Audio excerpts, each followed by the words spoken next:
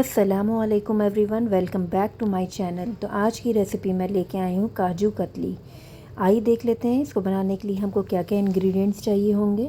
तो यहाँ पे मैंने 2 कप टूटे हुए काजू लिए हैं। आप चाहें तो खड़े हुए काजू भी ले सकती हैं। बनाने से पहले मैं एक इम्पॉर्टेंट टिप बताना चाहती हूँ कि जब भी हम काजू कतली बनाएं तो बनाने से पहले हम 15 से 20 मिनट के लिए हम उसको फ्रीज़र में डाल दें, ताकि वो हमारा काजू एकदम चिल हो जाए और जब हम उसको ग्राइंड करें तो ऑयल ना रिलीज़ करे। तो अगर काजू पीसने के टाइम उसमें से फ़ैट निकल आएगा तो फिर हमारी काजू कतली सही नहीं बन पाएगी और ना ही उसका टेक्सचर अच्छा आ पाएगा और वो बहुत फटी फटी सी हो जाएगी। तो इसको बनाने के लिए हमको ये इम्पॉर्टेंट टिप ज़रूर फॉलो करनी है, तभी हमारी काजू कतली एकदम मार्केट जैसे तैयार हो पाएगी। दूसरी टिप ये है कि जब भी हम ग्राइंड करें काजू को तो हम पल्स मोड पर करें 2 से 3 सेकंड के लिए। इस प्रोसेस को हमको 3-4 बार करना है और फिर हम देख लेंगे कि हमारा काजू अगर अच्छे से पिस गया है, बारीक पिस गया है, तो हम बंद कर देंगे। यहाँ पे देख लेते हैं कि काजू को मैंने 2 बैच में पीसा है और 2 से 3 सेकंड के लिए पल्स मोड पर पीस रही हूँ। आपको भी यही प्रोसेस सेम करना है, तभी हमारी काजू कतली अच्छी बन पाएगी। तो देखिए यहाँ पे मैंने 1 बार पीसा, 2 बार पीसा और जो हमारा छानने के बाद जो हमारा मोटा मोटा दरदरा जो काजू निकला, दोबारा से हम उसको इसी प्रोसेस से पीस लेंगे। इससे ज़्यादा नहीं हमें पीसना है, ज़्यादा देर तक नहीं पीसना है, वरना तो हमारा काजू का जो फ़ैट है वो निकल आएगा और फिर हमारी काजू कतली सही नहीं बन पाएगी। तो आइए देख लेते हैं चाशनी अब हम कैसे तैयार करेंगे। चाशनी बनाने के लिए यहाँ पे मैंने 1 कप शक्कर का इस्तेमाल किया है और 1 कप पानी, यानी कि जितनी शक्कर रहेगी उतना पानी रहेगा। और शक्कर हमको मेल्ट करना है और चाशनी हमको 1 तार और 2 तार की नहीं बनानी है, खाली बस हमको शक्कर को मेल्ट करना है और 1 से 2 मिनट के लिए इसको पकाना है। और फिर हम जो हमारा काजू का पाउडर हमने तैयार किया है वो डाल देंगे। तो जैसे ही हमारी शक्कर मेल्ट हो जाएगी, हम क्या करेंगे, इसमें खुशबू के लिए 1/4 टीस्पून हम इलायची पाउडर डाल देंगे। ये टोटली ऑप्शनल है, अगर आपके पास है तो आप डालिए, नहीं है तो आप इसको स्किप भी कर सकते हैं। चाशनी हमको हाई फ्लेम पर ही पकानी है और जब हमारी शक्कर मेल्ट हो जाएगी तब हम उसमें इलायची पाउडर डाल देंगे। 1/4 टीस्पून यहाँ पे मैंने डाला है।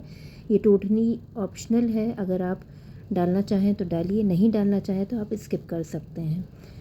फिर हमको इसको ऐसे ही 1-2 बार चलाना है।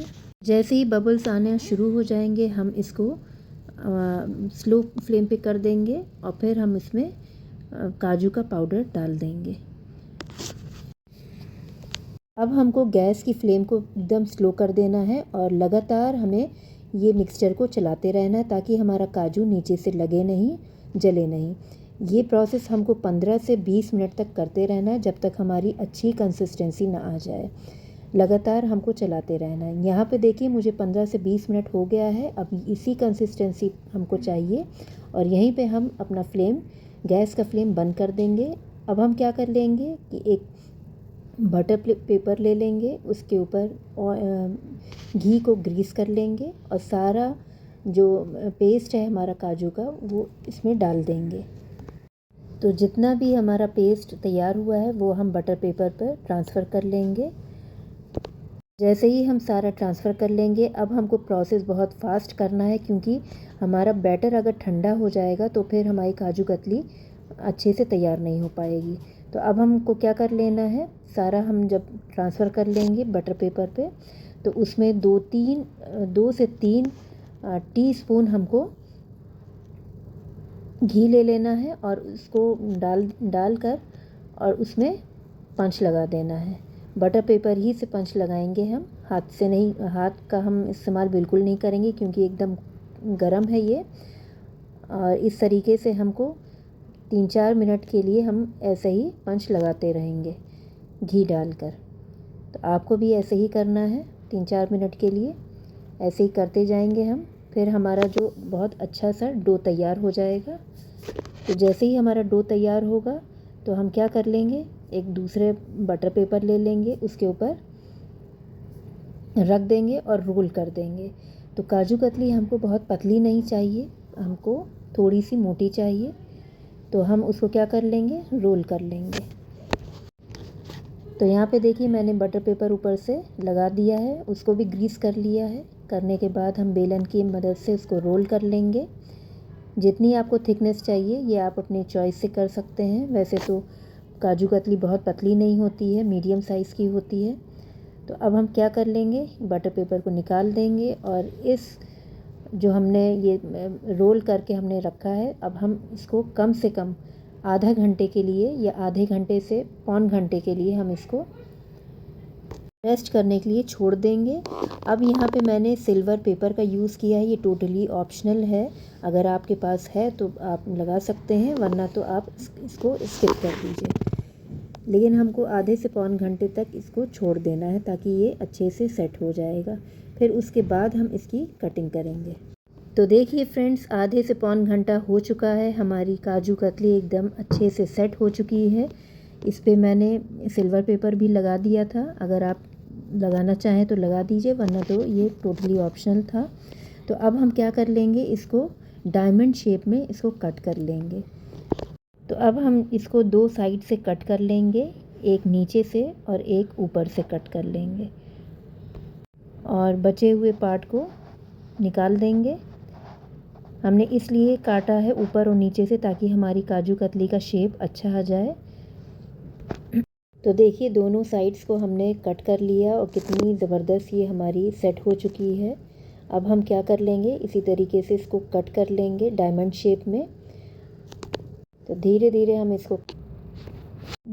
हम इसको पकड़ के कट कर लेंगे।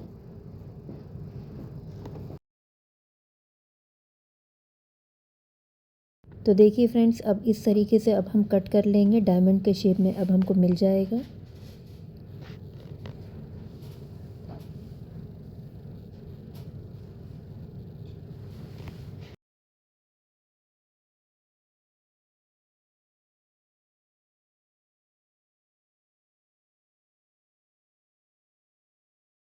तो देखिए फ्रेंड्स, बन के तैयार हो गई हमारी काजू कतली। देखिए एकदम स्मूथ एजेस के साथ, इतनी ज़बरदस्त टेक्सचर के साथ तैयार हुई है।